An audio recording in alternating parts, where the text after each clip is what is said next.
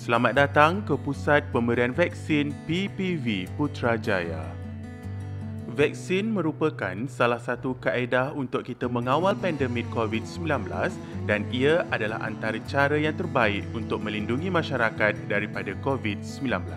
Sejak kemunculan COVID-19, pelbagai usaha telah dijalankan di seluruh dunia untuk membangunkan vaksin COVID-19. Apa itu vaksin? Vaksin adalah satu produk yang dihasilkan dari sebahagian atau keseluruhan struktur virus atau bakteria yang telah dilemahkan, dimatikan atau sebahagian dari protein subunit pada virus. Benda asing iaitu antigen di dalam vaksin berfungsi merangsang sistem daya lawan jangkitan untuk membentuk imuniti iaitu antibody. Apa itu vaksin COVID-19? Vaksin COVID-19 merangsang sistem imun supaya jika kita terdedah kepada coronavirus SARS-CoV-2, badan kita boleh bertindak balas terhadap jangkitan COVID-19. Pelbagai platform seperti jujukan genetik RNA, viral vector, virus nyah aktif dan subunit protein telah digunakan untuk menyediakan vaksin coronavirus yang selamat dan berkesan. Ia memberikan anda perlindungan terbaik terhadap COVID-19. Tujuan pemberian vaksin COVID-19. Vaksin berfungsi untuk melatih antibodi badan mengenal pasti kuman-kuman tertentu supaya sistem imun bersedia apabila kuman sebenar datang menyerang.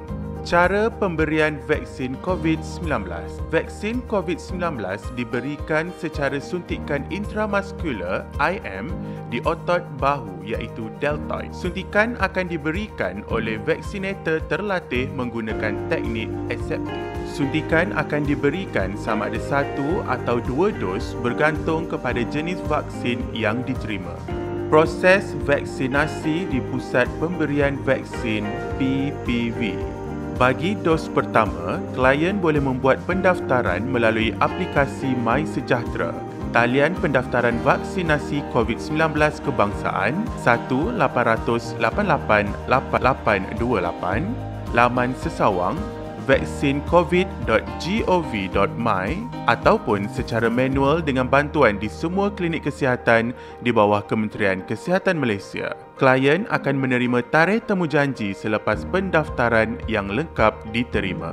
Klien perlu hadir ke PPV yang ditentukan, menjalani saringan suhu dan gejala, mendaftar kod QR serta semakkan identiti. Kemudian, klien akan diberikan sesi konsultasi berkaitan vaksin COVID-19 dan mengisi borang kebenaran prosedur vaksinasi dijalankan. Klien akan menerima suntikan dan mengesahkan penerimaan vaksin. Klien akan menjalani pemerhatian selama 30 minit. Selepas itu, klien akan menerima kad vaksinasi dan tarikh temujanji dos kedua. Peringatan temujanji akan diberikan melalui aplikasi MySejahtera. Bagi dos kedua, tata cara yang sama akan dilalui klien. Walau bagaimanapun, borang kebenaran dan taklimat tidak perlu diulangi. Setelah lengkap proses vaksinasi, klien akan menerima sijil digital vaksin COVID-19.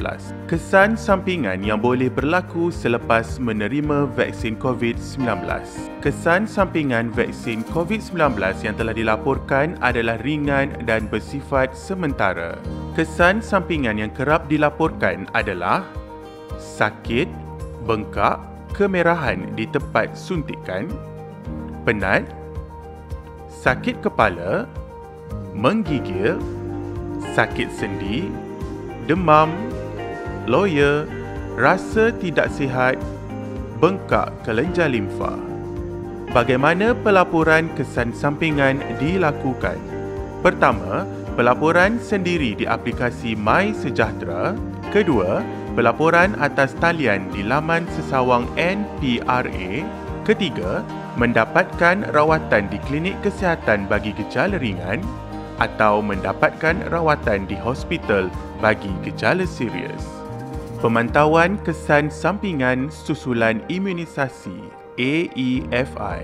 Pemantauan kesan sampingan AEFI akan dijalankan secara enhanced surveillance di mana penerima vaksin akan diberi notifikasi atau peringatan berjadual melalui aplikasi MySejahtera untuk melaporkan sebarang AEFI yang dialami. Pelaporan AEFI juga boleh dibuat oleh petugas kesihatan melalui sistem sedia ada. Penyiasatan bagi AEFI yang serius akan dijalankan dengan teliti di mana satu jawatan kuasa pakar khas ditubuhkan bagi menilai kes-kes AEFI dan isu keselamatan berkaitan vaksin COVID-19. Perkara yang perlu diamalkan selepas pemberian vaksin COVID-19 mengekalkan 3W sehingga 80% populasi di Malaysia mendapat vaksinasi.